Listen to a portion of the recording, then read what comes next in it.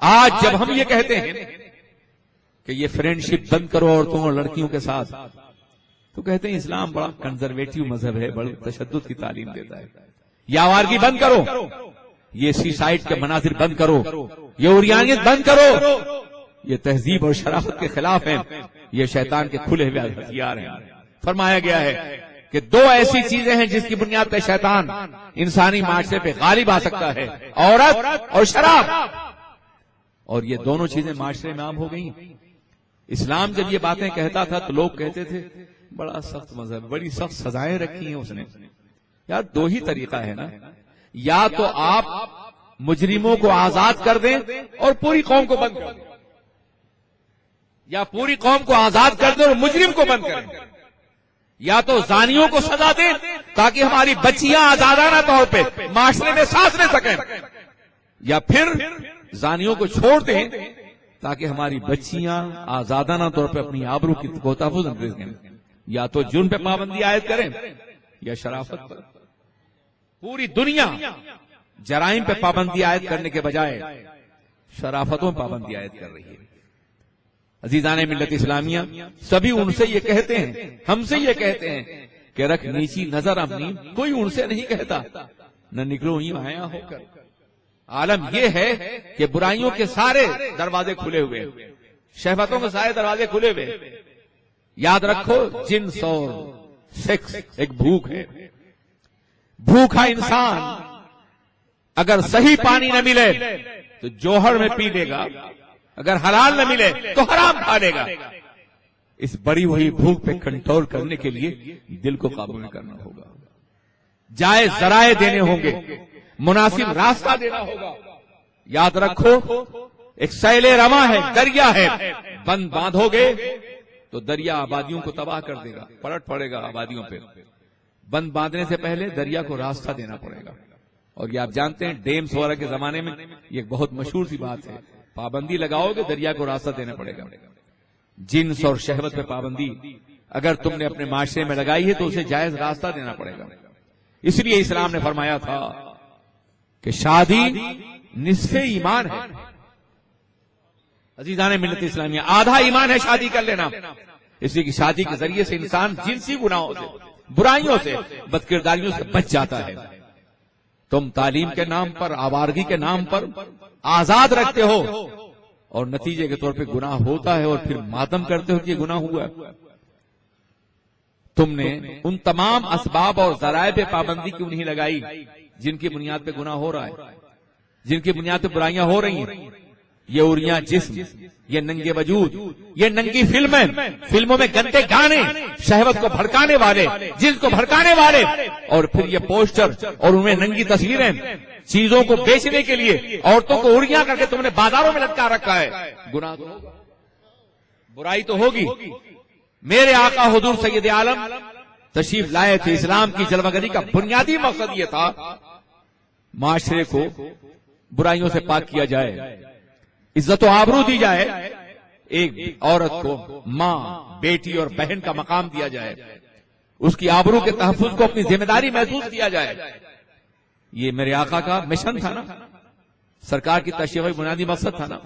حضور کے آنے سے پہلے عورتیں بکتی تھی، سلیوری عام تھی عورتوں کے لیے، اس لیے کہ مرد قبائلی جنگوں میں مار دیے جاتے تھے، عورتیں بازاروں میں بیچی جاتی تھی، ان کے حسن، ان کا جسم، ان کا وجود دیکھ کر کے قیمت لگائی جاتی تھی۔ لوگ کہتے ہیں عورت بڑی ترقی یافتہ ہو گئی ہے، پہلے عورت بازار میں بکتی تھی خود مال بن کر کے، اور اب بھی بکتی ہے مگر مال کے ساتھ بکتی ہے۔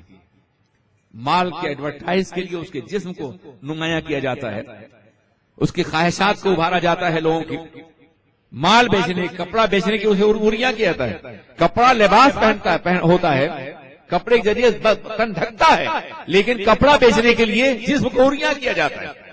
آپ بامبے کی سڑکوں میں گھوم ڈالیے، جو نوجوان دن رات یہ مناظر دیکھے گا، فلم دیکھے گا، گندی تصویریں دیکھے گا، عشق کے مظاہر دیکھے گا، جب عشق کیا تو ڈرنا کیا، جب یہ گانا وہ گائے گا، اور جب باضابطہ بوسو کنار کے مناظر اس کے سامنے ہوں گے، اور جب آؤٹنگ کی بنیاد پر لڑکیوں کو آزادی دی جائے گی تو اس طرح کے گناہ ہوں گے۔ معاشرے کو مہذب کرنے کے لیے تمہیں ہندوستان کی قدیم تہذیب کا بھی سہارا لینا ہوگا اور اسلام کا بھی. دونوں اس بات کو گوارا نہیں کرتے کہ لڑکی کو اس قدر آزاد کر دیا جائے کہ جس کی بنیاد پر معاشرے میں برائیاں پھیلتی ہوئی نظر آئیں. بلا شبہ ہمیں اس بچی سے ہمدردی ہے. وہ قوم کی بچی ہے, وہ ملک کی بچی ہے, وہ ہماری بچی تھی جس کے ساتھ دہلی میں زیادتی ہوئی ہے. مگر معاشرے کو تبدیل کرنا بے پناہ ضروری ہے. اس زیادتی کے باوجود کہ پورا ملک چیخ رہا ہے کہ پابندی لگائی جائے ایسے زانیوں کے اوپر, ریپسٹ کے اوپر, روز اخبار میں 2-4 خبریں پھر بھی آ رہی.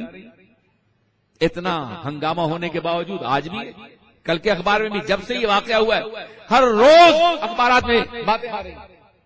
پابندی نہیں لگ رہی. نہیں, یہ ممکن ہے. پولیس کہاں کہاں پہرے مارے گی. یاد رکھو, قانون وہاں پہنچے گا جو اس کے سامنے ہے. قانون در و دیوار کے اس حصے پہ پابندیاں نہیں جو سامنے ہیں. مگر گناہ اگر تاریکیوں میں ہو رہے ہوں, گھر کے اندھیروں میں ہو رہے ہوں, غاروں میں ہو رہے ہوں, تو پھر وہاں قانون نہیں پہنچے گا. قانون جہاں پہنچے گا وہی تو پابندی لگائے گا نا. اگر قانون دیانتدار ہے تو, مگر قانون کی دیانت بھی دنیا کے سامنے ظاہر ہے. تو پابندیاں وہاں لگیں گی جہاں کے قانون پہنچے گا. اور مجرم بڑا ذہین ہوتا ہے, اس لیے کہ مجرم کو اپنا دفاع کرنا پڑتا ہے. قانون یہ چاہتا ہے کہ زنجیر پہنائے اور مجرم اسکیپ روٹ ڈھونڈتا ہے, بھاگنے کے راستے تلاش کرتا ہے, اسے اپنی زندگی بچانی ہوتی ہے. نتیجہ یہ ہے کہ قانون ہر مجرم پر ہاتھ نہیں ڈال سکتا. اگر مجرم کے جرم کی فطرت بدلنی ہے تو نظام مصطفیٰ کے ذریعے سے, رسول پاک کے مقدس قانون کے ذریعے سے, دل کی تبدیلی کے ذریعے سے. دل بدل جائے گا تو دل بدل جائے گا, انسانیت بدل جائے گی, معاشرہ نیکیوں میں تبدیل ہو جائے گا. میرے آقا حضور سید عالم نے فرمایا تھا, الا وفی الجسد مضغۃ اذا صلحت صلح الجسد کلہ واذا فسدت فسد کلہ. یاد رکھو, تمہارے جسم میں گوشت کا ایک ٹکڑا ہے, اگر وہ سنور جائے تو پورا جسم سنور جاتا ہے, اور اگر وہ بگڑ جائے تو پورا جسم بگڑ جاتا ہے. اور گوشت کے اس ننھے سے ٹکڑے کا نام دل ہے. یہ آقا نے 1400 سال پہلے فرمایا. اس کے لیے کیا انتظام کیا آپ نے؟ دل کو سنوارنے کے لیے, دل کو آراستہ کرنے کے لیے. قرآن عظیم نے ایک چیلنج کیا ہے, اور بڑا واضح چیلنج ہے جو آپ نے پڑھا ہوگا, بارہا سنا ہوگا. قرآن عظیم ارشاد فرماتا ہے, ان الصلاۃ تنہا عن الفحشاء والمنکر. بے شک نماز انسان کو تمام برائیوں اور تمام بے شرمیوں سے روک دیتی ہے. کھلی ہوئی برائیاں ہوں یا چھپی ہوئی برائیاں ہوں, سڑک کا جرم ہو یا گھر کی تاریکی کا ہو, سڑک کا جرم ہو یا کسی غار کا ہو, نماز ان سے روک دیتی ہے.